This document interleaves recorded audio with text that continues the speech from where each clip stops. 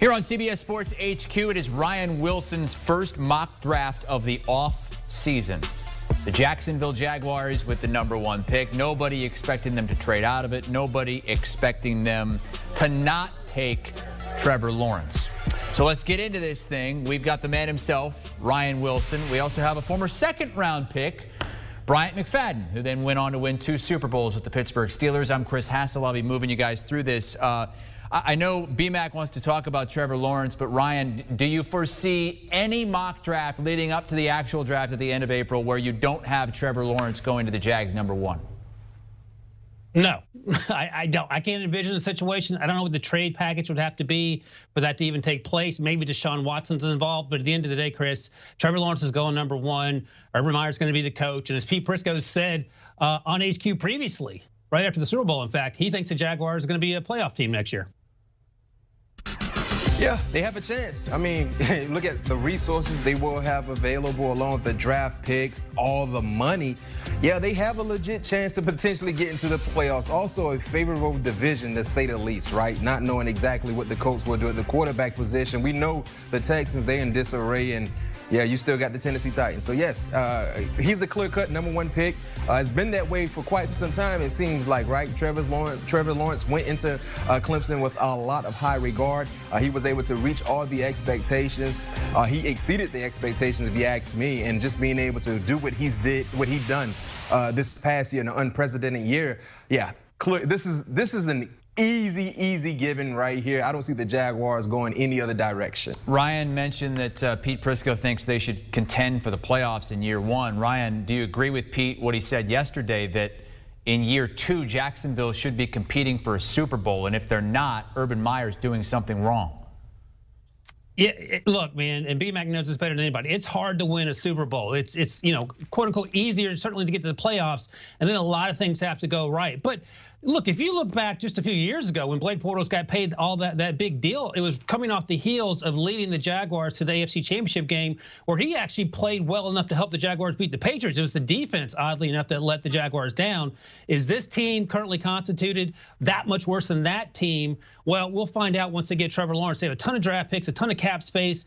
They should be competitive. I mean, coming into this season, you could argue before everything went sideways that the Texans were in the conversation to be a Super Bowl team. The Colts were in the conversation to be a Super Bowl team because they had Phillip Rivers for that 1 year. So I think that Pete Prisco's not wrong. I think if Trevor Lawrence comes along and if he plays next year like Justin Herbert did as a rookie, then in year 2, yeah, absolutely, they should be able to not only get to the playoffs, string some wins together and see what happens down there, at the AFC Championship game, should they make it that far. Lawrence is going to go #1 to the Jaguars. I mean, 99.9% chance that happens. So the real draft is going to begin at #2, and Ryan Wilson has the Jets not taking a quarterback, but sticking with Sam Darnold, not trading down, but getting Sam Darnold some help on the offensive line, BMAC, with Penei Sewell. Penei Sewell, the most ready offensive lineman that will be available in this year's draft. 6'6", 325, extremely athletic. He has the length, he has the strength. I love his ability to climb to the second level and look for blockers. Not to mention when you get him out in space, he's not a vulnerable blocker. He's a guy that has the strong suit of being able to, like I said, look at that highlight, find defenders and being able to stick to them like a magnet on a refrigerator. The only thing I would like to see him improve on is the run game, right? Being more dominant in that area. When you look at his size, when you look at how athletic he is, he should be a dominant blocker in the run game, just like he is in the passing game. But like I said, he's extremely ready, he's gifted, he's talented. In the last 2 years, he's only surrendered 1 sack there at Oregon. So he's seen a lot of football in his timing on the collegiate field. And I wouldn't be surprised to see the Jets go out and just try to improve their offensive line and being able to get Sewell. All right, so those are the top 2 picks in Ryan Wilson's latest mock draft, the very first of the offseason. Now to #3, the Miami Dolphins, their first of 2 top 20 picks. I'm being told by a Miami fan in my ear, our producer Mayron, that if this comes true, if they take Rashawn Slater like you have him taken, they are not going to be happy, Ryan. That's funny because Marion was just in my ear. You didn't mention anything about it. Come on, Marion. If you got something to say it to me. Say it to my face. But you know what? Marion was actually onto something because I think what happens, this is a really tough position to be in if you're the Dolphins and you're sold on Tua Tagovailoa. Ideally, you'll trade down. But if you stay put, you might want to give Tua some help along the offensive line. They have some playmakers there. They drafted 2 guys last year, Austin Jackson and Robert Hunt, who played a ton. But a guy like Rashawn Slater can come in and he can literally play anywhere. He opted out of 2020, but he was really good in 2019. One of his best tapes was against Chase Young at Ohio State. He worked during the season as he's preparing for the draft. He worked at guard and center, so he can play interior as well. And there are some teams that actually like Rashawn Slater better than Penei Sewell. I'm not one of those people, but there are NFL teams that certainly feel that way. And that versatility makes him a day one starter and certainly helps out Tua if that's the direction you're going to go. Obviously, you could also take a Micah Parsons here, a linebacker, or certainly a wide receiver, and maybe that would make Marion a little happier. All right, maybe he'll be happier with your pick a little bit later in this first round with the Dolphins' second first-round pick. We'll get to that in a moment. But at number 4, the Atlanta Falcons, who still have Matt Ryan. He's going to turn 36 this offseason. But, Ryan, you have them taking Zach Wilson out of BYU. So Zach Wilson is my number 2 quarterback, and I don't think that's going to change. Number 1, obviously, Trevor Lawrence. Zach Wilson came on like gangbusters this season for BYU. Led them to they lost just 1 game. They were undefeated going into that game against Coastal Carolina. He reminds me of Baker Mayfield coming out of college. Strong arm. He's a better athlete. He runs better. He makes a ton of good decisions, and that sort of elusiveness right there is what gets your attention. Do the Falcons need him next year? No, because Matt Ryan's contract is set up as such that he's going to play next year. After that, though, you can have a plan B, a post-Matt Ryan world, and I think Zach Wilson's going to be a part of that, and that's assuming he doesn't go earlier than 4, which I think can certainly happen. Okay, and then that brings the Cincinnati Bengals at 5, and I know Ryan Wilson's pointed out that they would love some offensive line help, but 2 offensive linemen already off the board. So B-Mac, Ryan has him taking Devontae Smith, the Heisman winner.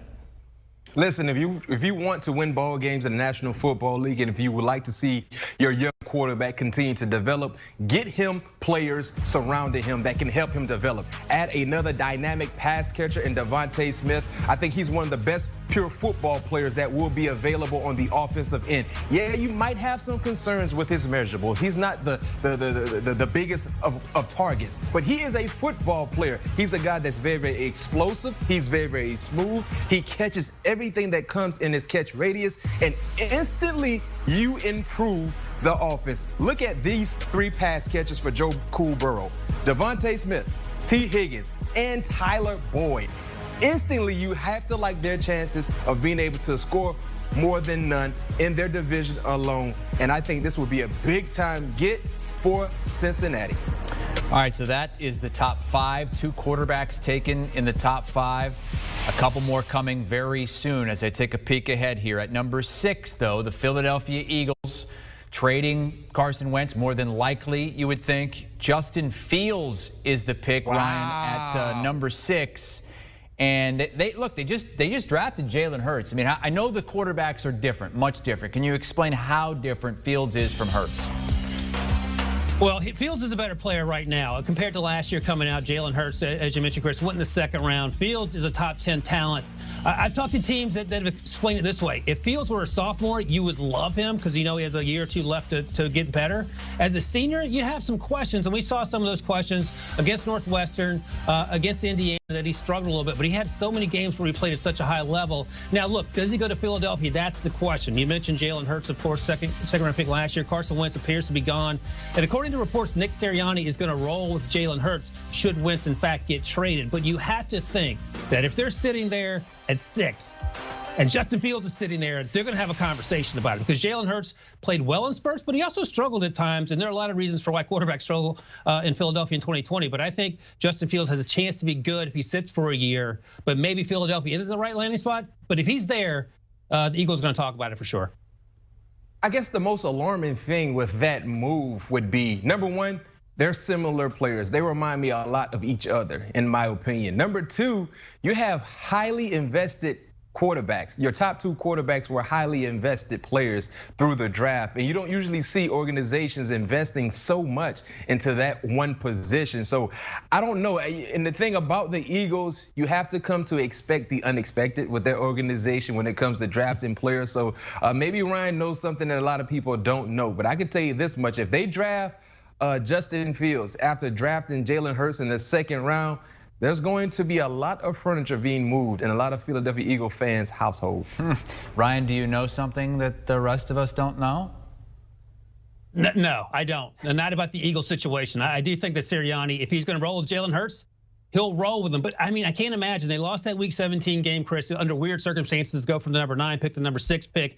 And yeah, they could take a wide receiver here, like Jamar Chase, for example. But is that going to fix all that's wrong with this team? So it's curious all the way around. But I don't have any insight into them, particularly thinking about a quarterback at 6. Okay, well, Jamar Chase is going to go number 7 to the Detroit Lions for Jared Goff, B-Mac. The Lions love this move. Just seeing the Eagles basically pass on Jamar Chase. Most people feel like he's still the best pass catcher in the draft. You know, Devontae Smith, Jamar Chase, depending on who you're asking. But one thing I can tell you about this guy, he is a baller. He is a playmaker. He reminds me a lot of A.J. Brown, the talented wide receiver for the Tennessee Titans. He might not be as big as A.J., but he has the slippery nature. You don't usually see one player tackling him, and he has the sneaky ability to consistently get behind the coverage. You don't consider Jamar Chase to be a burner, a 4-2 or 4-3, but I can tell you this much, on game day, he's faster than the guys that are covering him, and he's been able to showcase that skill set week in and week out. Another thing that will help Jamar Chase, remember who his his partner in crime was at LSU the last time he played, Justin Jefferson. Remember the success he had as a rookie for the Minnesota Vikings? They played together and they both put up prolific-like numbers for LSU in that championship season. Many people believe he has the same skill set as Justin Jefferson, just a bit bigger. Yes, he's a top 10 pick. This would be a huge get for the Detroit Lions and their newly acquired quarterback in Jared Goff. And you wonder if the Bengals might think about him there at number 5 as well. I know Ryan had him taking Devontae Smith, the Heisman winner, but his quarterback, Joe Burrow, they put up incredible numbers in their last year in college. Moving on to the Carolina Panthers. We know they're not happy with Teddy Bridgewater. So Ryan, you have him taking Mac Jones, who you have said in your article that's up on CBSSports.com, he's the 2nd most NFL-ready quarterback behind Trevor Lawrence. No, that's right. And I think by the end of the proceedings here, he'll be my QB3, and I feel pretty good about that. I know physically, he doesn't look like Trevor Lawrence or Justin Fields or Trey Lance. I get that. But he plays at an extremely high level. And you can say, yeah, he's throwing to wide open guys, throwing to first-round picks. No one was complaining about that last year with Tua Tagovailoa. They were talking about how good Tua was. I think Mac Jones had a better career than Tua did at Alabama, and I think he's have a better career as a rookie if he gets a chance to start than Tua did. And oh, by the way, guess who was the coaching staff at the Senior Bowl? The Carolina Panthers. Matt Rule got to see him up close and personal. None of the other teams did outside of the Miami Dolphins, who coached the other side. So they have more experience in person with Mac Jones. And by all accounts, and every team you talk to, they are much higher on Mac Jones than the media seems to be. And if he's there at 8, and Matt Rule had a good experience with him at the Senior Bowl, which he did, you draft him there because he's not going to be there in the 2nd round if you're thinking on doubling up then. Yo, Ryan, I'm right there with you, especially comparing Mac Jones and Tua Tagovailoa. Yes, he had a better career, a more efficient career, in my opinion. And I think this would be a huge get for the Carolina Panthers. They're in a situation where they still have Teddy Bridgewater, so you don't necessarily got to put Mac Jones in the lineup instantly. He has an opportunity to learn things from a savvy vet who's been around the game of football for quite some time. And then whenever that time comes for the Teddy Bridgewater and the organization to part ways, you have Mac Jones ready. The thing I love about Mac Jones, his deep ball, the prettiest deep ball I've seen in college football in quite some time. He reminds me a lot of Carson Palmer, the way he stands in the pocket. He doesn't force the issue. He takes what the defense gives him, and he takes timely shots down the football field. And he's so accurate when it comes to splash-like throws of 25 yards or more. You don't usually see him miss those type passes. So I'm right there with you. I think this would be a good get for the Panthers. And B-Mac, we're going to come right back to you because at number 9, Ryan has the Denver Broncos going with a cornerback, Caleb Farley, who opted out of this past season with Virginia Tech. Yeah, the first corner to come off the board for Ryan is Farley, and I'm surprised because I thought Surtain would be the first corner to come off the board. But the thing about Caleb Farley, he's still raw. He played quarterback in high school. He went to Virginia Tech as a wide receiver, eventually made the move and was spectacular. I love his length, a legit 6'2" guy. He loves to locate the football. He plays the football extremely well. And the best is yet to come for Farley because his last season there at Virginia Tech, he played the entire 2019 season dealing with back spasms. And if you know anything about back spasms, you know how difficult and annoying that pain could be, but he still falls out. I can't wait to see him run because I can tell you this much. When you look at his size, when you look at his film, and just knowing the best is yet to come, only playing the cornerback position for a few years, if he runs well, look out. He could easily climb to a higher draft position based on how well he performs. Ryan, why Farley over Surtain? B-Mac sort of touched on it. There's a lot of upside with Farley. Surtain's more of a finished product. I think Farley's a better athlete, just by a little margin. Surtain's number 2 for me at cornerback position, but I think Farley has that upside. He has a lack of experience for sure, but when you watch him play, you see glimpses of something that could be truly special, and I think that upside is what is going to entice some teams perhaps more to have him higher on their boards than Patrick Surtain. Okay, finishing out the top 10, the Dallas Cowboys with the 10th selection, and B-Mac, I mean, they have a lot of needs on defense, so you could look up, you could see him going really any level on defense, the line, linebackers, secondary, but he has him going with Micah Parsons out of Penn State. I'm okay with this. One of the more explosive players in the draft. I think he is the best defender in the draft. And the issue that I have with Parsons is not the talent, is not the skill set. He is so good. Where do you play him, right? He is a more explosive Darius Leonard. He's a tackling machine, but he's a better blitzer than what Leonard was coming out of South Carolina State. And there lies the big question. Like if he's a part of a 3-4 scheme, is he an inside backer or is he an outside backer? Or if he's a part of a 4-3 scheme, do you put him at the will or you put him at the Sam? He can do so many different things for your defense. The problem for whatever organization drafts Parsons is where do you put him, because he flashes up and down Penn State's film doing so many different things. But I can tell you this much, he is a pure football player. He plays with bad intentions. He has an attitude that linebackers should have, and he loves to hunt the ball. He's a ball-aware type of player. This would be a huge get for Cowboys. One of the best athletes in the draft, no question about it. B-Mac, Ryan, don't go anywhere. When we come back, we're going to get into the teens as we are 10 deep into Ryan Wilson's first mock draft of the postseason. Jalen Waddle's still on the board. Where is he going to end up? Find out next. Mock drafting it up with Ryan Wilson. He's got the full shebang, the first round anyway, on CBSSports.com. First mock draft of the offseason. Trevor Lawrence won, no duh. But 3 other quarterbacks going in the top 8. Zach Wilson to the Falcons, Justin Fields to the Eagles, and Mac Jones to the Panthers. Let's get into the teens with Ryan Wilson and Bryant McFadden. I am Chris Hassel. At number 11, Ryan, get us excited, get Giants fans excited for Elijah Vera Tucker. Yeah, Giants fan might prefer a tight end perhaps, or a wide receiver, or even an edge rusher. They need all those things to some degree, but Elijah Vera Tucker is an exciting player, even though he plays offensive line. The good news is he played left tackle for USC this season, where previously he had played guard. They needed someone out there. They kicked him outside, kept their fingers crossed. He dominated. In fact, I've talked to teams that like him number 2 behind Penei Sewell as the second best tackle in this draft class. Nate Solder hasn't worked out for the Giants. They need some help outside. They need some help inside as well. I think Vera Tucker can fill any need they want and start from day one for the Giants. All right, at number 12, the 49ers would be getting a lot more difficult to cover defensively because Ryan has him taking Jalen Waddle, B-Mac. Well, whoever the quarterback will be for San Francisco would love this player.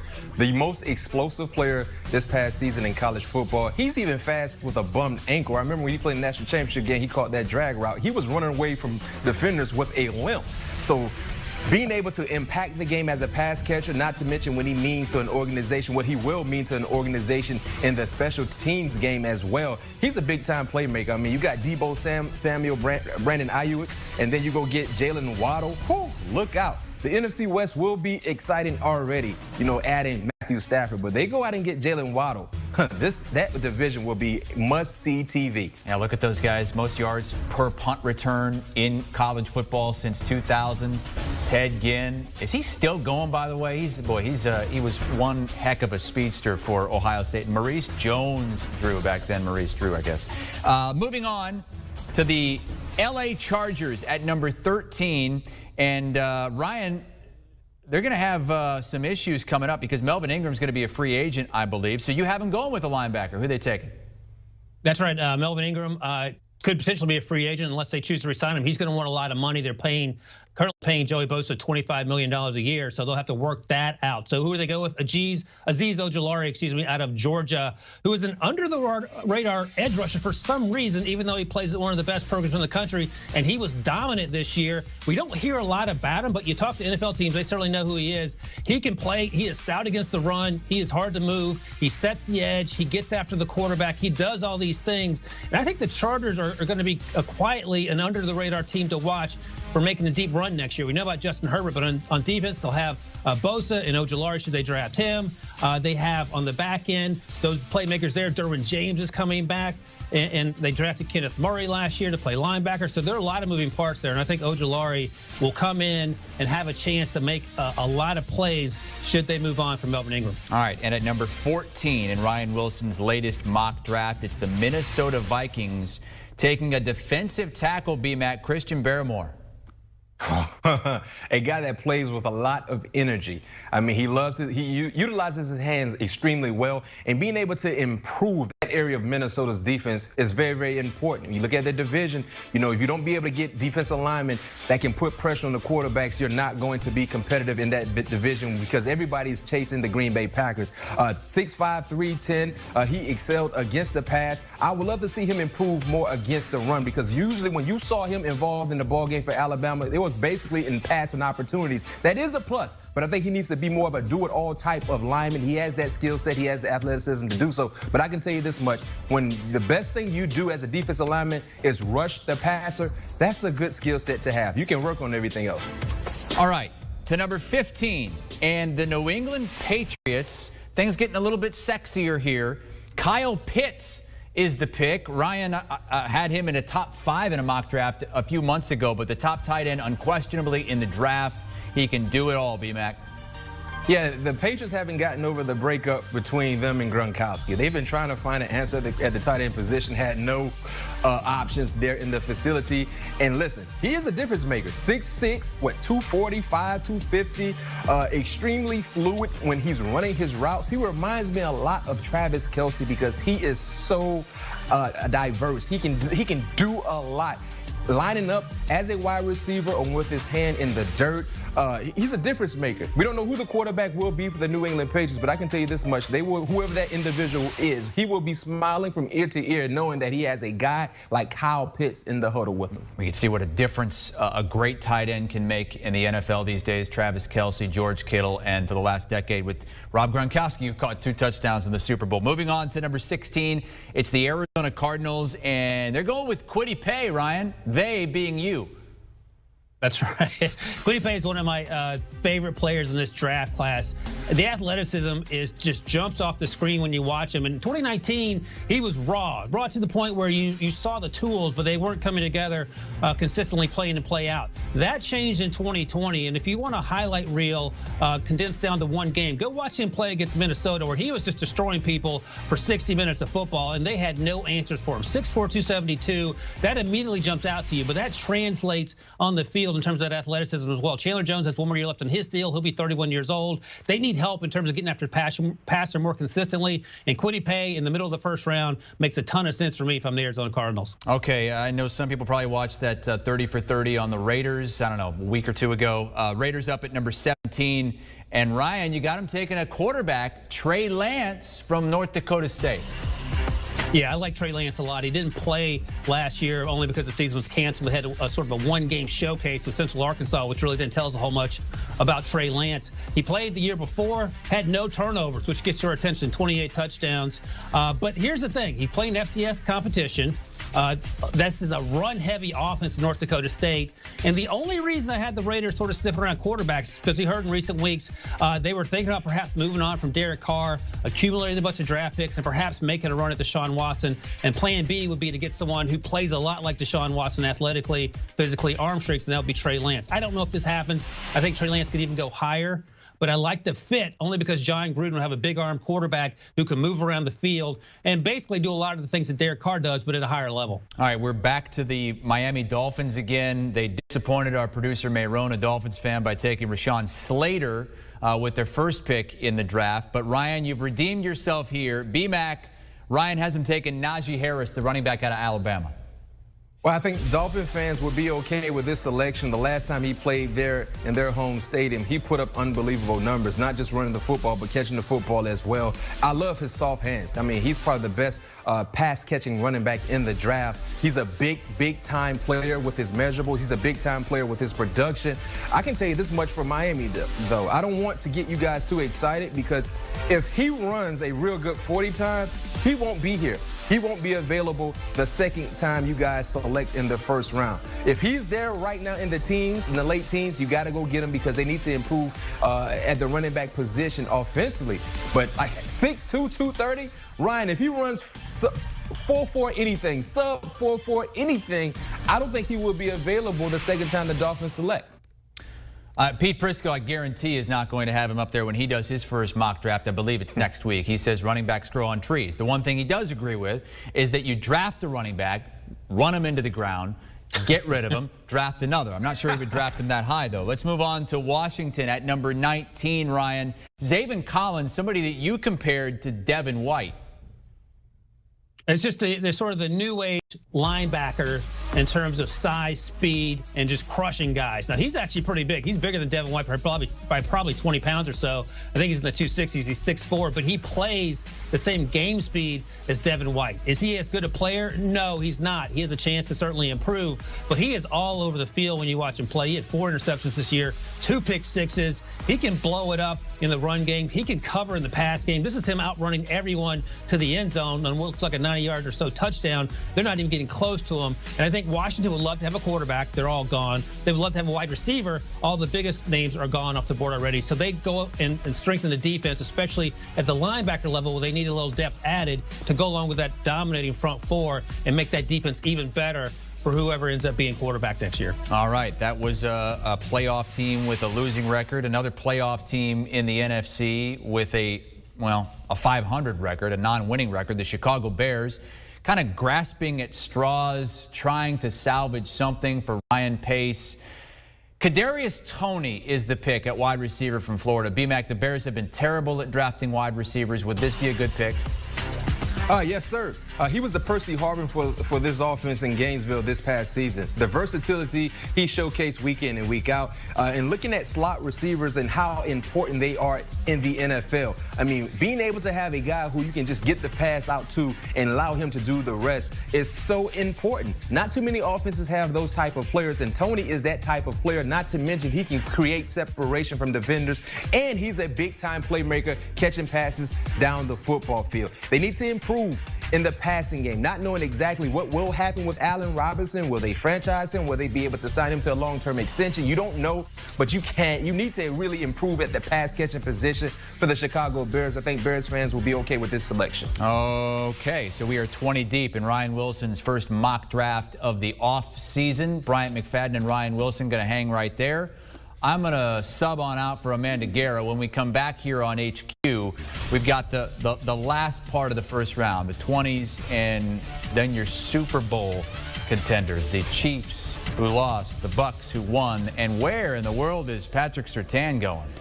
Welcome back into CBS Sports HQ, taking a look at Ryan Wilson's mock draft. As Chris Hassel noted, the first of the offseason. However, it is his 23rd so far, but things are starting to situate themselves a little bit. Taking a look at 11 through 20, somebody who is missing, and I know B-Mac is a little peeved about this, Patrick Surtain.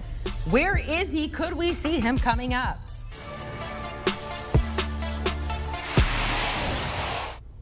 All right, I'm Amanda Guerra with you. Let's welcome in Ryan Wilson and Bryant McFadden. B-Mac, we get to start with you here because we finally see the name Patrick Surtain going to the Colts at 21. Are you surprised he is this far down, but do you like him with this pick? I'm surprised, no question, Amanda. I mean, he's probably been the most heralded cornerback in college football, clearly in 2020. He came in with a lot of accolades. He reached all the expectations. And for him to be available for the Colts selecting 21st, this would be a huge get for Indianapolis. I don't know if he will actually be there, but you never know when it comes to the draft. But I can tell you this much, they get a day one starter instantly. And you don't usually see that in the secondary for guys that go in the first round, in the 20s or late in the first round. But he is that type of player. He's a difference maker. He plays with sound technique, especially at the line of scrimmage. You know he's been well coached. He's been coached the right way. He has ideal corner size, 6'2", over 200 pounds. There's a good chance he could run sub 4.4, and if that's the case, he might not be available for the Colts. But I can tell you this much: if he is there, whatever your needs is for the Colts, you throw that down in the trash can. You throw it in the trash can. You go out and get Pat Surtain because he's a day one starter. Like I said, he will definitely improve the defense. Yeah, B-Mac, this is the lowest I've had him going in any of my mock drafts. And just the way the board fell sort of pushed him down. Usually when I go through this, I have him and Caleb Farley going within a pick or two of each other, right around the top 12. So you're exactly right about all that. But this is a great get for the Colts because Xavier Rhodes, his one-year deal is up. If they don't bring him back, certainly Patrick Surtain is someone you run to the podium to take because you know he can help you right away. Yeah, one of my favorite interviews from the Super Bowl, we interviewed Jalen Waddle and asked him who's the #1 corner he'd like to go up against in the league. And he said, no, I want to go up against Patrick Surtain. And that just goes to show how good his teammate is there. All right, let's move on to the Titans. Ryan, you have them taking Gregory Rousseau at 22 here. And B-Mac, I want to toss to you with this. Ryan pointed out a great stat. He said the Titans had 19 sacks this season. Rousseau had 15.5 his last season before he opted out. How do you feel about this one, B-Mac? I love this pick. Not to mention he had 19.5 tackle for loss. A 6'7" nightmare. He reminds me a lot of when you look at him in his uniform and wearing that number 15 of Myles Garrett, the talented pass rusher for the Cleveland Browns. And boy, if he's anything like Mr. Garrett, the Tennessee Titans will be in good shape going forward down the line on the defensive side. But you know, the issues rushing the passer has been well documented for the Titans. They instantly improved that area. The only concern that I have with Gregory, only one legit year. Now in that year, he put up hot tape. He's not as refined as some of the elite pass rushers that we've seen in the past drafts. You look at guys like Chase Young and Bosa, but yet and still the potential is there. And this is a huge get, a much needed player for Tennessee. I think he would be successful there. All right, we actually see a teammate of Rousseau going off the board right behind him, and Jalen Phillips going to the Jets here. And Ryan, of course, this is their second pick of the draft. You have them taking Penei Sewell at #2 overall. So Ryan, tell us why you think this is a good selection for the Jets. Yeah, Jalen Phillips took over Gregory Rousseau's number and had the exact same production just about. So he started originally at UCLA, had some injuries to the point that he retired in 2018, decided to come back to football, transferred, and then was just lights out. You could not block him. You watched Miami this year to see Quincy Roche, the transfer from Temple, on the other side, but you kept going to Jalen Phillips, and he is a straight-up baller. The Jets have a lot of needs at edge rusher. Quentin Williams, their interior defensive lineman, led the team with 7 sacks last year, and after that, it gets pretty bleak. Jalen Phillips comes in and is able to create pressure off the edge at 6'5", 266. I think he's going to run a good time should he get to that point at whatever the combine looks like. And I think a lot of teams know that he's good, and I think more folks in the media and on the old internets there will figure out how good he is once we go through this draft process. Let's go to the Steelers at 24, and I feel like this is a little deja vu here. Not necessarily the draft order, but J.C. Horn, another talented corner. B-Mac, could he be, just a smidgen as good as you?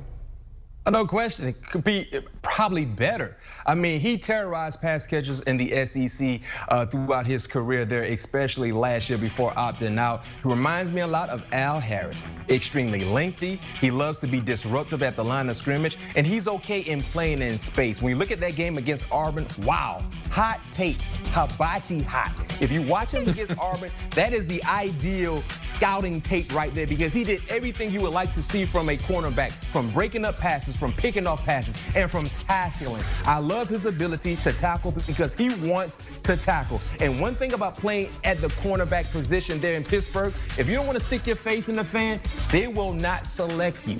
They need to have guys that love to play football and do it the Steeler way, and he fits everything the Steelers live by on the defensive side. All right, let's move on to the Jags there at 25. Of course, their second pick after taking Trevor Lawrence, #1 overall. And Ryan, you're looking to get him a little help, a little protection. Yeah, that's right along the offensive line with Christian Darrisaw out of Virginia Tech. There could be a situation where 2 Virginia Tech players go in the first round, the other being Caleb Farley, of course. And here's the thing, we heard Russell Wilson talk about it this week, and we saw it on Sunday night with the Chiefs. You got to protect your franchise quarterback. If you're drafting Trevor Lawrence, you better keep him upright. Cam Robinson's deal is up. He'll be a free agent. They have Jawan Taylor, the right tackle they took in the second round out of Florida a few years ago. Get a book in with Christian Darrisaw, who can come in right away and make sure Trevor Lawrence isn't taking a bunch of hits. Ryan, let's go to 26 in the Browns. You have them taking Davion Nixon out of Iowa. And I want to double check with you. Is this the highest he's been in one of your mocks so far? Because I don't really remember him being this high.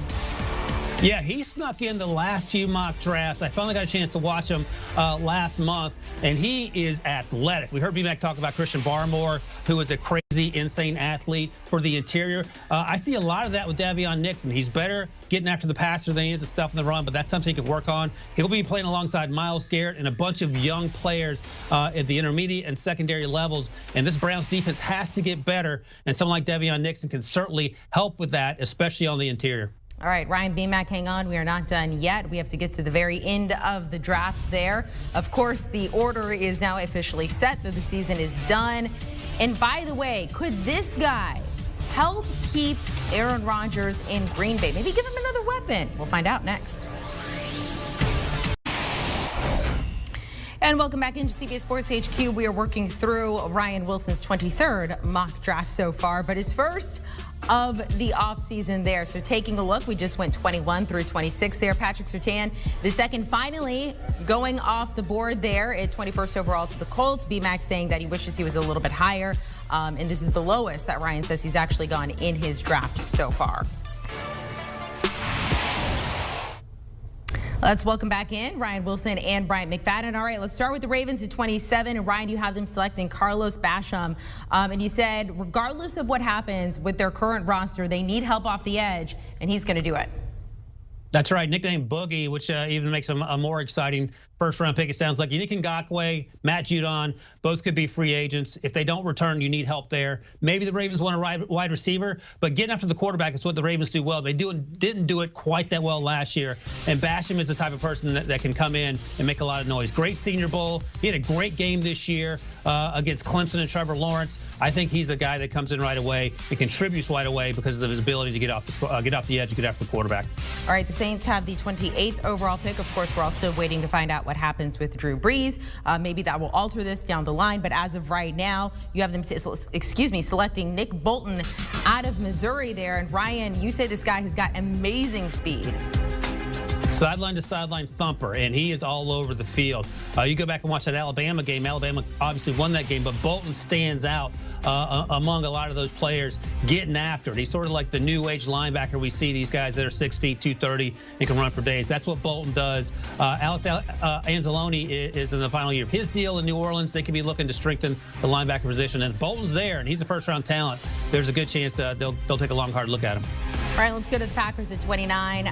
They did some questionable stuff last year that took us all by surprise by trading up for Jordan Love here. Aaron Rodgers needs a little bit of help there. And with this selection, you're getting him at least a little bit more, Ryan.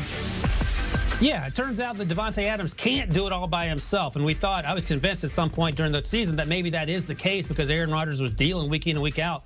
Rondale Moore just had a 42-inch vertical. It was on Twitter the other day. We got to see it with our own eyeballs. I don't think it was doctored. He is explosive. He is a game-changing talent. The only issue is we haven't seen him play a lot. But if he's anything close to what we saw in 2018 against Ohio State, where he took over and they could not cover him at any point, I think he is a great get for the Packers, a great get for Aaron Rodgers. Takes a lot of pressure off Davante Adams.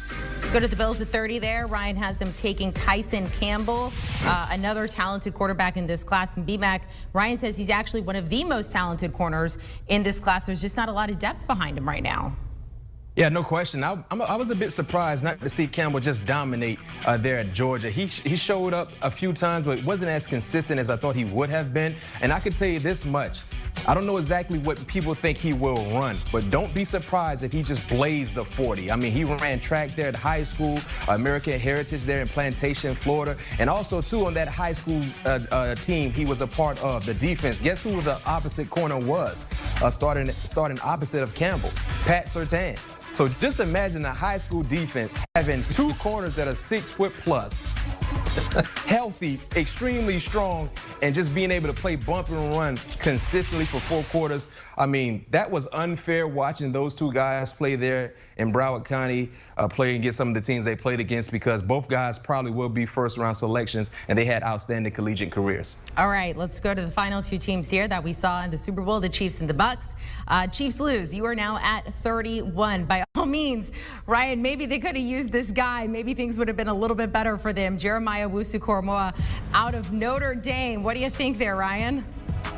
The Chiefs almost never used linebackers this season, and we sort of understand why after watching the way they played. They did have a lot of sub packages in, including Daniel Sorensen. He's in the last year of his deal. Owusu-Koramoah is probably more inclined to be a safety than a linebacker. He could be used like Isaiah Simmons or Derwin James, and I think that is a great idea for a really aggressive Chiefs defense with Steve Spagnuolo. One more chess piece with the athleticism, and Brady Quinn's talking about he's going to test off the charts. The athleticism to come in right away and be a difference maker. Yeah, Brady Quinn with that Notre Dame love there. All right, let's go to 32. Let's go to the Tampa Bay Buccaneers. They are celebrating today. They're having a good time. Yes, it is the bottom of the first round. Nobody would be ashamed to go here. Ryan Wilson, who goes to now the defending Super Bowl champs? Levi Onwuzurike out of Washington. And here's the thing. Ndamukong Suh looks to be a free agent, although Bruce Arians told us it's a very colorful language that everyone's coming back. So maybe I don't know as much as Bruce Arians does. But even if Suh does come back, Onwuzurike is a difference maker in the middle of that defense. He's insanely athletic. He's even stronger than he is athletic. He had a great day 1 at the Senior Bowl after opting out last year. Didn't look rusty at all. 6'3", 288. He plays like he's 6'5", about 320. I love his game, and he would immediately be a guy that would fit into that rotation in Tampa Bay where they get after the quarterback all day long with 4 players. Brian Wilson, Bryant McFadden, we appreciate your time. Brian, I've mentioned it a couple times because I like to keep tabs on your mock drafts. It is number 23 for you. Pete Briscoe has yet to do one. We're finally going to get his first one next week. We'll see if it's as good as yours. Guys, thanks so much for joining us. And you can hear much more from Ryan Wilson, John Breach, Will Brinson, all their special guests there on the Pick 6 podcast. It is an entertaining podcast, to say the least. It is also very informative, everything you need to know about the NFL. But that's not it. We got a load of podcasts here at HQ. All things covered with our very own BMAC, Bryant McFadden, and Patrick Peterson. The best thing about this, as a current player and a former player, they can pull things out of players when they have them there as guests. Make sure to download and subscribe to both of those.